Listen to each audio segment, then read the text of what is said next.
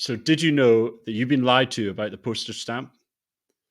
You may have seen all these pros like Rick Shields talking about it. Who came up with the idea of the postage stamp and its naming? Go on. Tell me, Jasper. I mean, the game is an amateur game. I mean, the professional side of it, there are idols and heroes and fun to watch them play. But I mean, if it wasn't for amateur golf, there would be no golf. On a nice day, it's very scoreable. When you go play it on a 15, 20 mile an hour day and you're hanging on to your pants. And I think I love that about that style of golf, link style of golf.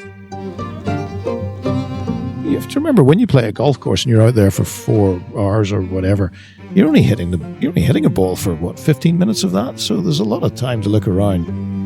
So sometimes you hear that James Braid was involved. Other people will talk about William Park. But what's really interesting is if you go back to the original article, Golf Illustrated, January 19th, 1923, William Park did indeed write the article where the postage stamp moniker originates. However, he says in the article that it was a chagrined golfer who was condemned to its punishments, who described the putting surface as a postage stamp. Well, so it was not William Park, but rather it was a unknown golfer who came up with that description, whom William Park quoted, was put in Golf Illustrated, and forevermore he became known as the man that coined that expression. But there you go. Superb. Well, and here's the interesting thing too. So, when we were writing the article for the news section on the website, I got thinking, like, what is another heroic kind of short hole? So Little I at Hoylake, the 17th last year, that really came to nothing. If the wind would have blown, perhaps it might have had a more pivotal role, but nothing really happened of note.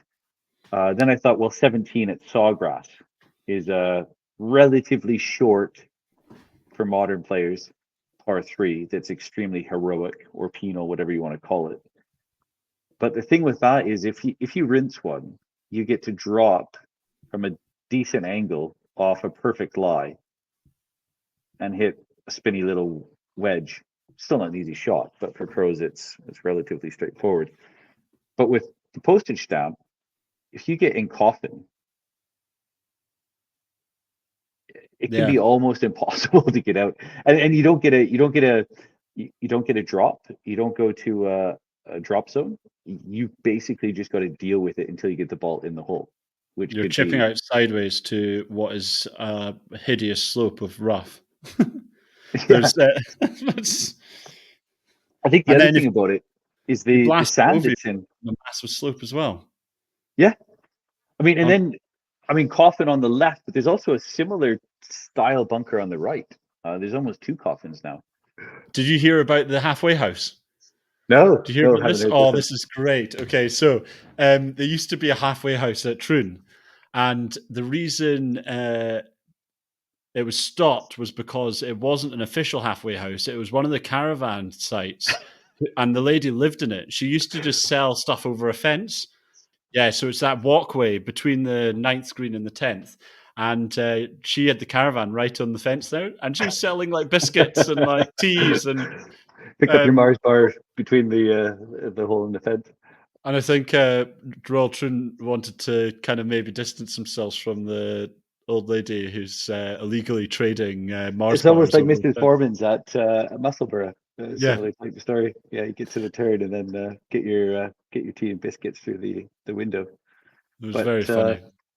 Yeah, I mean the story of Troon is quite interesting. I mean, you're going back to late 1800s. So Charles Hunter, 5 holes originally, and then added another up to 6.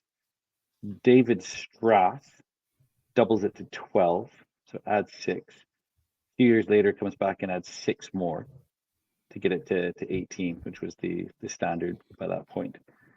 And then Willie Fernie, who's basically credited with making Troon what it is today, he kind of tinkers with the course for 40 years. And then James Braid comes in with the lead up to the Open 1923. And he kind of puts the finishing touches on basically the foundations that have been laid. So you have this gentle evolution of all these different architects, culminating with Braid. And of course, since then there's been lots of little minor tweaks and changes, mostly bunkers, which isn't surprising for most open courses. Once you hit kind of 9, 10, 11, 12, that's a stretch of driving holes that it's really difficult driving holes.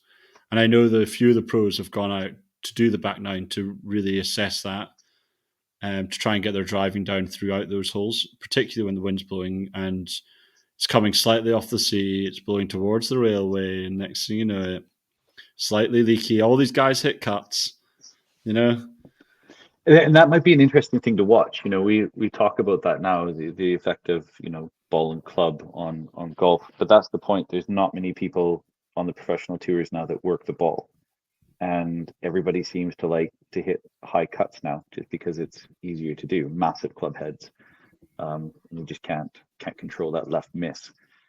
But you're right, railway is going to be an interesting hole. It's just an iconic design. It's such simple strategic golf course architecture, but I'm really interested to see, does that still work?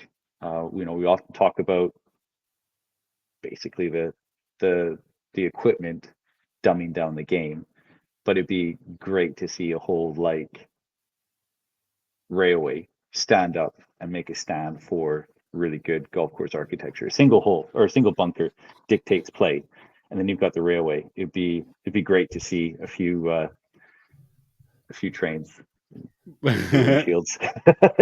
You want to say that.